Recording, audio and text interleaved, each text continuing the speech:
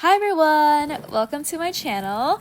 Today I am back with an end of summer manga haul which features not only brand new volumes that I purchased from Books A Million, but also a couple of used manga of series I've been eyeing out for quite some time. Additionally, I received a special gift from Ize Press recently, so please stay tuned to see what it is. So there's a lot for me to talk about in this video, so without further ado, let's jump into the haul. So I'm going to start off with all of the new volumes that I recently purchased from none other than Books A Million, as I currently have their membership, which means I get free shipping, and they recently had a 20% off sale on all manga, and I was also able to stack another 20% off coupon for purchases over $100, bringing my total discount to 40% off my entire order, which I think is a pretty solid deal. So the volumes I'm going to show you guys first are basically series that I am continuing to collect. I'm pretty sure I've talked about almost all of these series within this year, as I've been catching up on collecting volumes the past couple of months. So for this portion of the haul, I won't go into the detailed summaries for each series, but I'll talk about any updates or recaps on my thoughts of each of the titles for this part. To start off, I have Colette Decides to Die, Volume 3, and since this is an omnibus edition, this particular volume actually contains both volumes 5 and 6 of the series, and I believe I'm still one volume behind in terms of official release because volume 4 is available now, and then volume 5 is set to be released sometime in early November. But with the release of volume 5, that means that we're halfway done with Colette Decides to Die, which is very exciting because I have been meaning to reread Colette for a while now, but I am patiently waiting for all of the volumes to be released, and I believe the Omnibus Volume 10, based on the schedule, is supposed to be released sometime in 2027, which is still a long way to go, but I feel like time just goes by really fast. And so I think 2027 will just kind of appear out of nowhere. But anyways, once that happens, I will definitely set some time to reread Colette with fresh eyes, as I have read Colette before, but through various different languages. So I am very excited to have the series physically in my hand, sit down, and then do kind of like a binge read of Colette. So I'm glad to have this newest volume, and I cannot wait to collect the continuing volumes for Colette Decides to Die as well. Next up we have is volume 22 of Queen's Quality, and I think this volume cover is absolutely gorgeous. Similar to Colette, I am one volume behind on the official release, as volume 23 is available for purchase. And then volume 24 of Queen's Quality is set to be released, I think, early December, which means the final volume of Queen's Quality will come out next year, and I am not ready for the series to be over because I have been reading Queen's Quality since the very start of its physical release, and I've been enjoying every minute of it. So to see this series finally coming to the end for the English print, I just feel like I'll be very empty inside once I have read the final volume. But I definitely, again, will be rereading this entire story because I am just such a big fan of the lore and all of the plot progression and the character development of Queen's Quality. It is one of a kind. And so, yeah, very happy to have the latest volume of Queen's Quality. We have yet another volume of Yona of the Dawn, and this one is volume 43, and On this cover, we have Hawk and so on gracing very handsomely. And then on the back cover, we also have Yona, and she's absolutely stunning. But yeah, another volume of Yona is here in my hands, and similar to the other series I've talked about before, I am actually not caught up as well because volume 44 for Yona of the Dawn is already out, and so I need to get that pretty soon. And then I believe volume 45 has the same release timeline as Queen's Quality, with the next volume coming out in early December.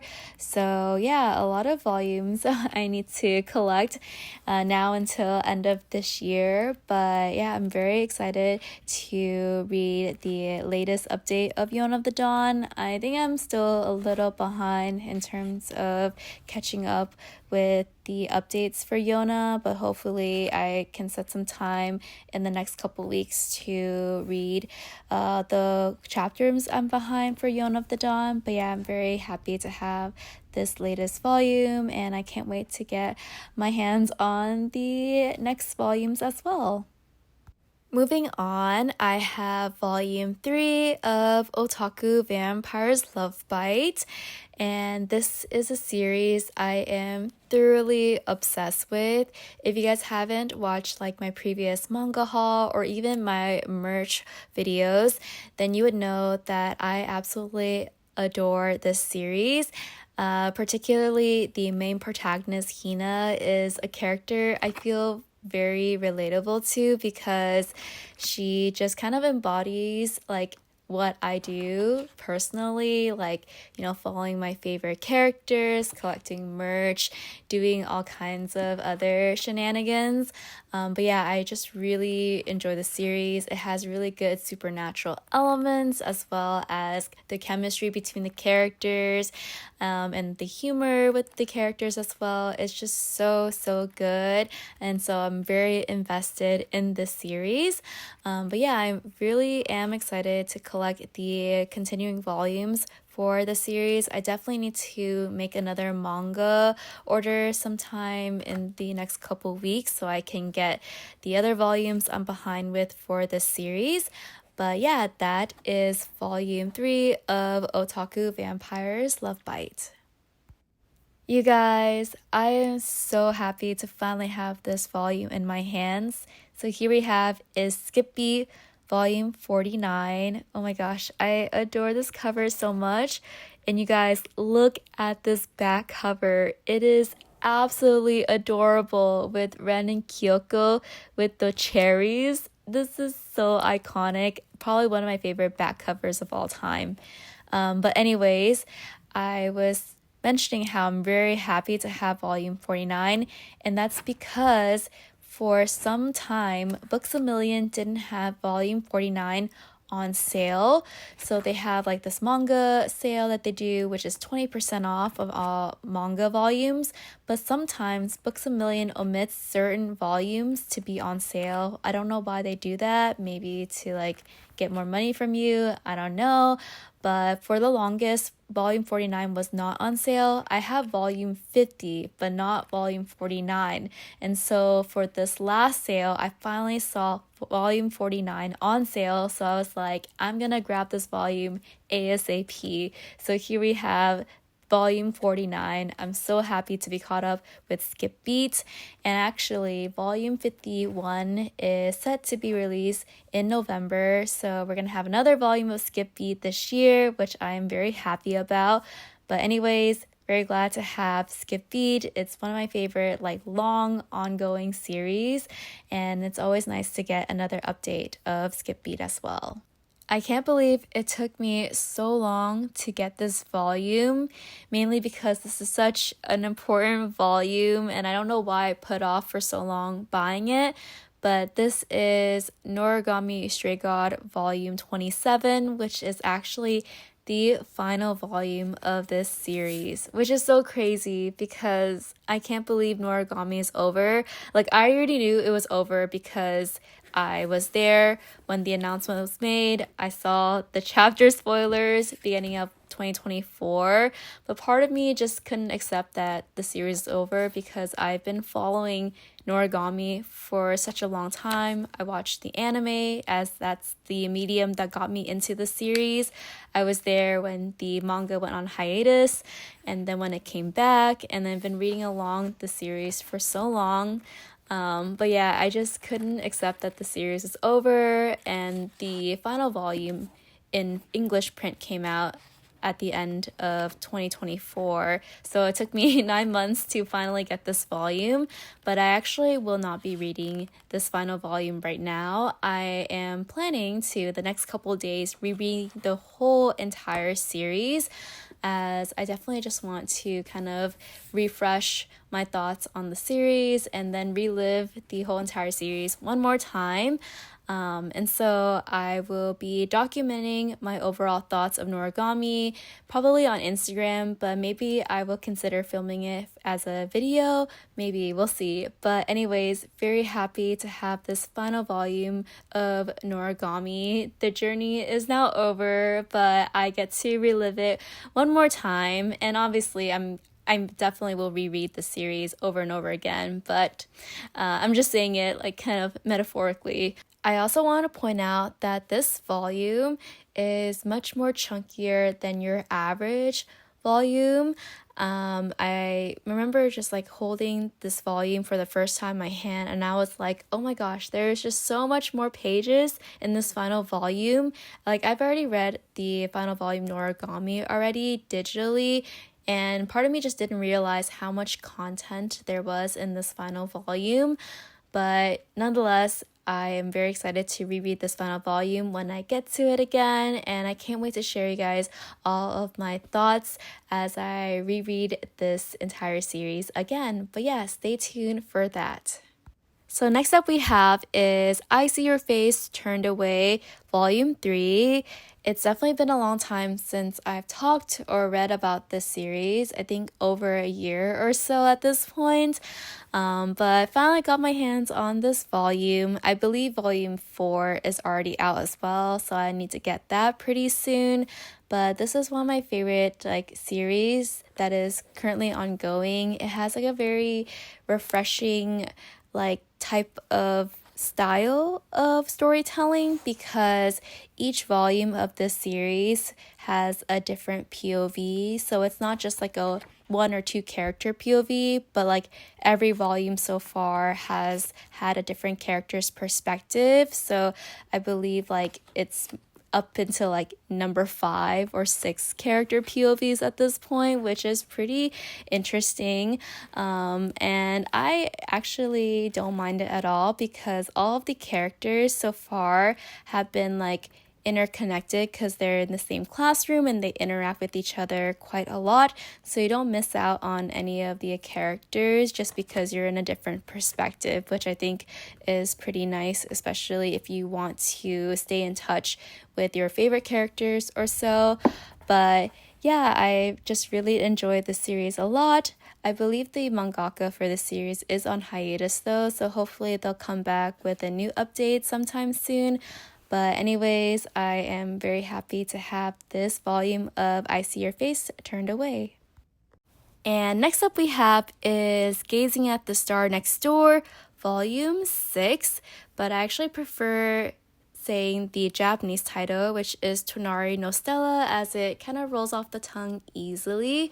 But might I say, I'm actually very proud of myself because I am caught up with the physical print release for this series, as Volume 7 is not set to be released until November. So I am actually caught up. But anyways, if you guys don't know, I am completely invested and obsessed with this series.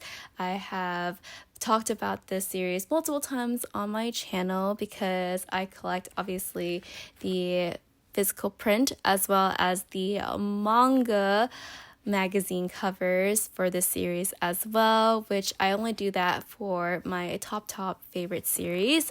But yeah, this story just touches all my favorite tropes, from your childhood friends to normal girl and celebrity guy, and they're having this like nudge in their relationship, and it's like I love that type of plot so much, and the art is just beautifully drawn. I just am obsessed with this series. So I'm very happy to have this volume of Tonari no Stella, and I can't wait to see how the story will pan out. I am actually reading the simulpub of Gazing at the Star Next Door as well, so I'm up on the K manga app every month or whenever it updates so I can read the latest chapter. But yeah, that is Gazing at the Star Next Door. And here is volume 4 of Sheltering Eaves, and this is another manga series I am completely invested in because every volume I read so far for this story just makes me more hooked onto the story. And I don't know, Aruga Sensei just does an incredible job with her cliffhangers because every volume ending, I'm just like, I cannot wait for the next volume to come out because I just want to know what happens next, or like I need to know what's going on, like what happened. And I think the wait will be more painful once I read volume 4 because I was looking for more details on volume 5, and the only detail I saw was a pre-order listing on Barnes & Noble, and the date for volume 5 to come out is September 2026. That's a whole nother year. Like, I'm usually very patient, but not for this series because I just know once I finish reading volume 4, I'm gonna want to read volume 5 like ASAP, and now I have to wait a whole 12 months to get the next volume. That's so insane. I don't think I can do it. But anyways, anyone who's reading this series, if you feel the way I feel, then please let me know because I just can't. But anyways, I'm very happy to have the latest volume of Sheltering Eaves volume 4. And we made it to the last volume for this portion of the haul, which is all of this series that I'm continuing to collect in my collection. This is volume 4 of Reliving My Life with a Boyfriend Who Doesn't Remember Me. And I'm actually proud of myself for this one as well because I am caught up with the physical print for this series, as volume 5 is set to be released in early November. But yeah, I'm a huge fan of this series because I've actually read the novel, which is the original source of this series. The novel is translated up to volume 2 in English, but volume 3 does not have a set date yet, which is actually the final volume of this series as well. Hopefully we'll get volume 3 someday, but I'm not too sure. But the manga adaptation is kind of far from the end of the novel adaptation. It'll probably take some time before we even get to like the end of volume 1 of the novel. So yeah, much more content to get through with the manga adaptation, but I'm a huge fan of the manga because the art for the manga adaptation is just so beautifully drawn. All the character design and the illustration is just so pretty.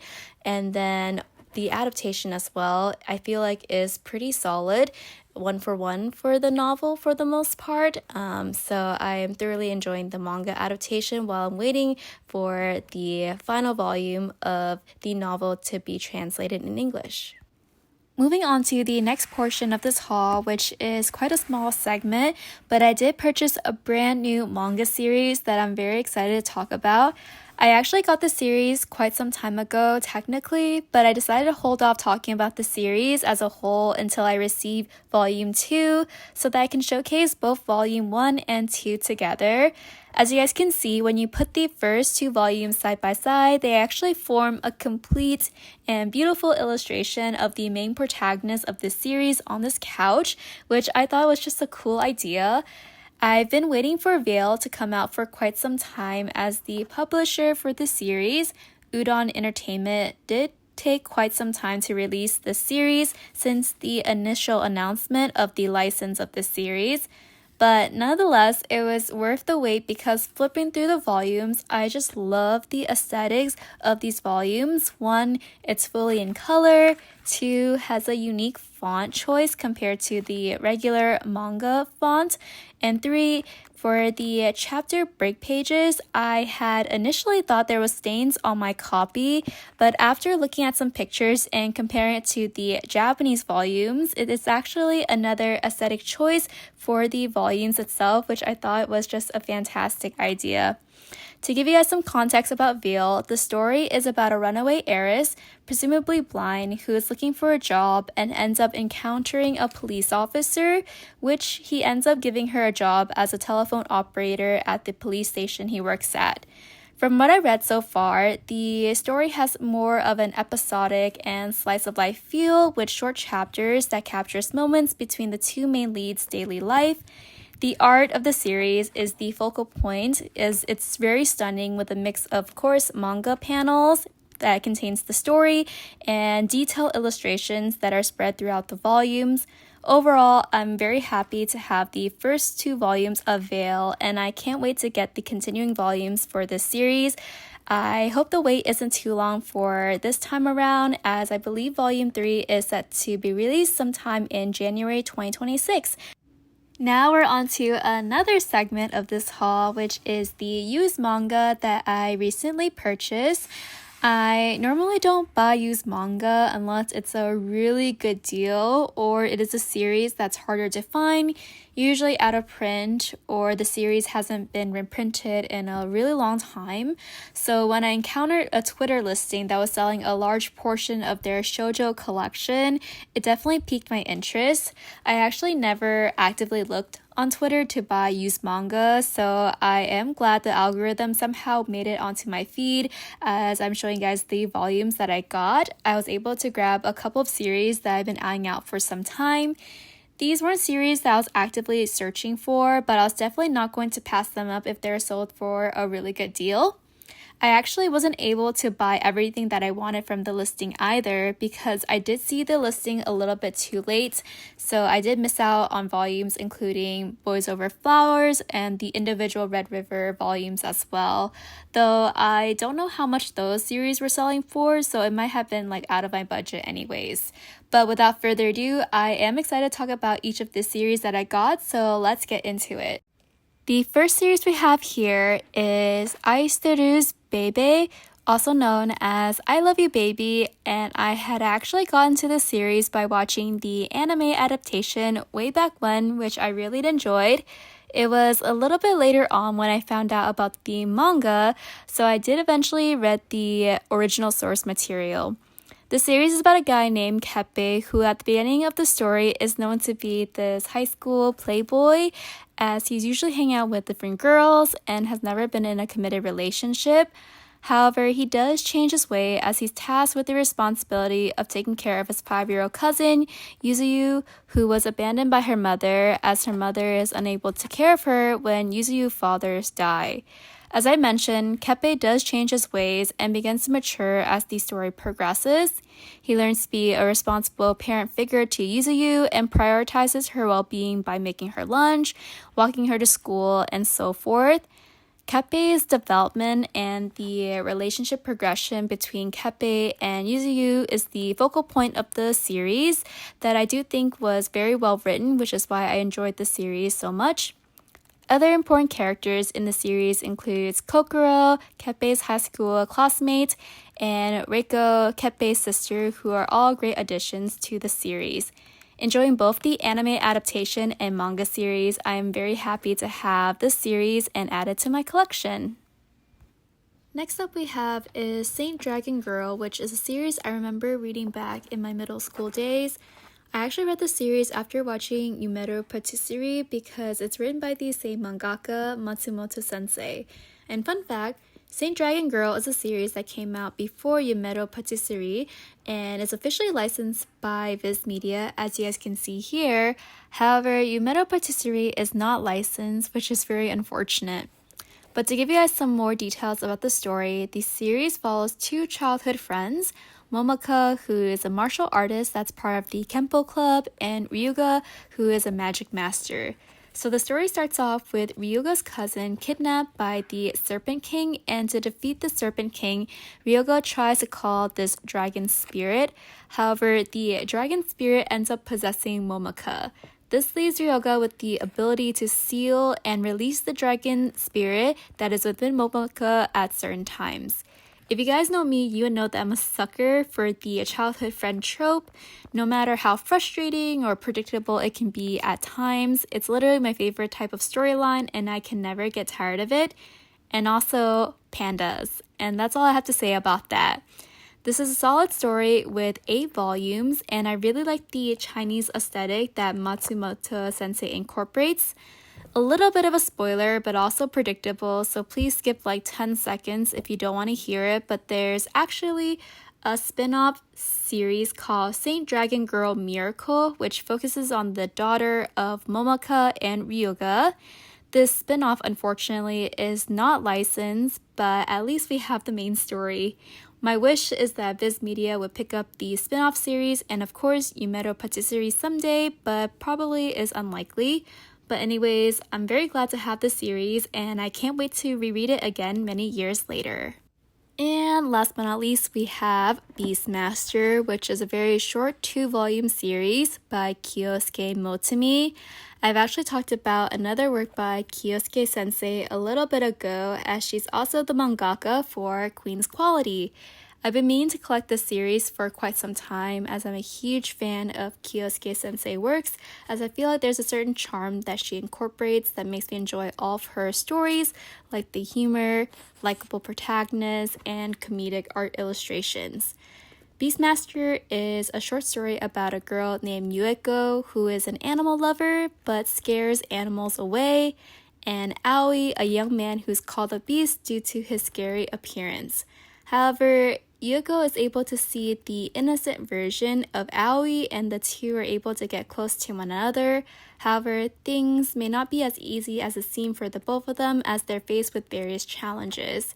I am very happy to add another work by Kyosuke sensei, and I'm excited to reread the series sometime soon. To end this haul, I'm going to be talking about a gifted manhwa that I recently received from Ize Press. This is one of their newest releases that came out in September. This manhwa is A Marriage of Convenience, which is a physical release I've been anticipating for quite a while as I'm a huge fan of this series. If you guys aren't familiar with this title, this is actually a manhwa that's already officially licensed in English and completed as well. The series finished serializing in Korean last year, along with the full English translation that is available digitally on Tapas. As such, this is a series I read while it was ongoing, and so I have read the whole entire series since then. But now, to give you guys the plot of the series, we follow our main protagonist, Bianca, who at the beginning of the story is basically at the end of her life and is about to die. However, instead of dying, she ends up waking up to her 19-year-old self again. From there, you get context on how she ended up the way she was in her previous life, as she was married to Count Zachary d'Arno, a war hero at a very young age, and they have a large age gap. The marriage was purely transactional, and the two never got close to each other. And to appease Bianca, Zach allowed her to have whatever she pleased, which she took advantage of and led a reputation of being a wicked and selfish wife. We found out that the Duke ends up dying during the war years later into their marriage, and as Bianca never produced an heir, she was kicked out of the kingdom, which led to her eventual demise. However, being able to get a second chance in life, Bianca is ready to amend her relationship with her husband and is very adamant on producing an heir to avoid her bad ending. But of course, this is not an easy task as it seems, as both Bianca and Zachary have a long way to build their relationship. I know I gave you guys a lot of details about the story, but trust me, this is pretty much the setup of this story and there's so much more to unpack. I can't wait to collect the rest of the volumes for Marriage of a Convenience, and thank you Ize Press for gifting me the first volume of the series. If you guys are interested in buying your own copy, the first volume is out at the time you're watching this video and can be purchased from your favorite retailer. And volume 2 of Marriage of Convenience is up for pre-order and will be releasing this December. And with that wraps up our manga haul for this video. I had such a fun time sharing with you guys all of the new manga, continuing series, and used manga that I recently picked up. And I also want to shout out and thank Ize Press again for gifting me the first volume of Marriage of Convenience. I love talking about series that I am collecting and adding to my collection, so I hope you guys enjoy listening to me share my thoughts, reviews, and summaries for each of the series. If you guys made it this far, thank you so much for watching. I hope to see you guys in my next one. So until then, take care. Bye.